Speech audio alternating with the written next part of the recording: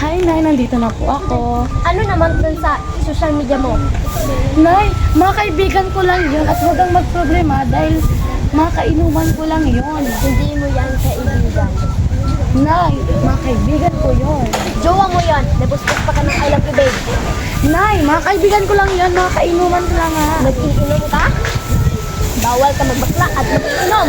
Nay, yun, ganito talaga ako. Bakla na ako. At hindi ko mapipili ng aking sarili na maging lalaki. Mag-asawa ka ng magandang babae at magkaanak ka.